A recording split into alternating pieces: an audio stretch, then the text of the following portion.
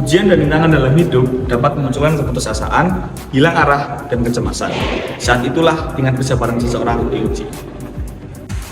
Halo semuanya, perkenalkan kami dari mahasiswa Fakultas Psikologi Universitas Muhammadiyah Purwokerto.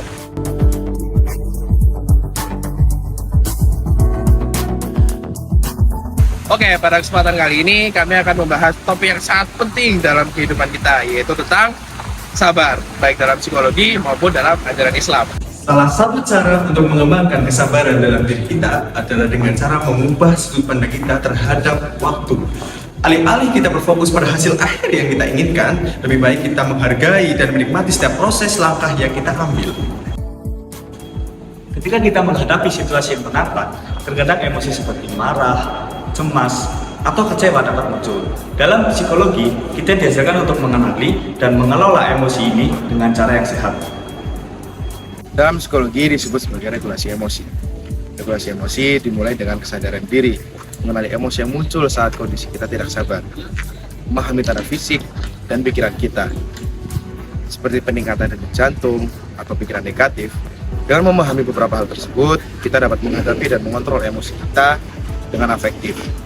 Ada beberapa strategi yang dapat kita terapkan dalam hidup kita untuk meningkatkan regulasi emosi dan kesabaran.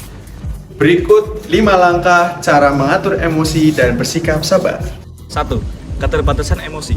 Keterbatasan emosional membantu seseorang memahami kekuatan dan keterbatasan, sehingga kita juga tahu kapan harus memanfaatkannya dan kapan harus meminta tolong kepada orang lain. Kemudian yang kedua adalah kendali diri.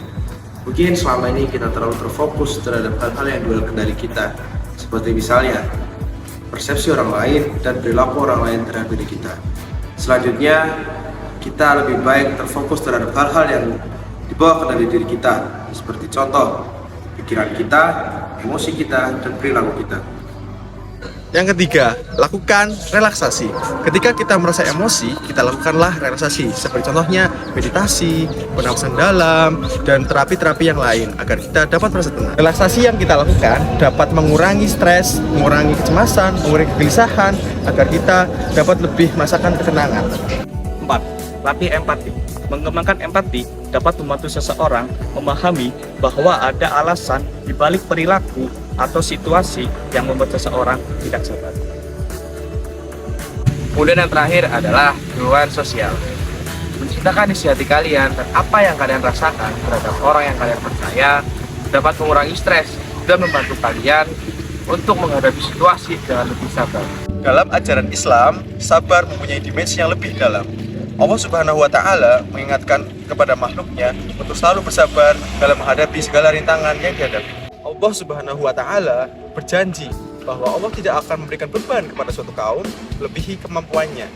Yang terpenting adalah dari kita adalah kesabaran dan usaha yang kita lakukan dalam mengatasi masalah tersebut. Dalam Islam, kesabaran dikaitkan dengan rasa syukur kepada Allah Subhanahu wa Ta'ala. Kita diajarkan untuk menjaga hati yang bersyukur dan percaya bahwa setiap kesulitan adalah kesempatan untuk mendapatkan pahala dan mendekatkan diri kepada Allah Subhanahu wa Ta'ala. Dengan keyakinan ini, kita dapat menemukan kekuatan dan ketenangan dalam menjalani hidup. Jadi, baik dalam psikologi maupun ajaran Islam, kesabaran adalah kualitas yang berharga untuk menghadapi ujian dan rintangan. Dengan mengasah kesabaran, kita dapat mengembangkan ketahanan mental, mengatur emosi dengan bijak, dan menjaga hati dengan bersyukur. Terakhir, jangan meremehkan kekuatan doa. Ketika kita menghadapi kesulitan dan rintangan, berbicaralah kepada Allah Subhanahu wa Ta'ala dengan berdoa. Karena dengan berdoa, kita dapat meminta petunjuk dan kekuatan agar diberikan solusi yang terbaik dari Allah Subhanahu wa Ta'ala.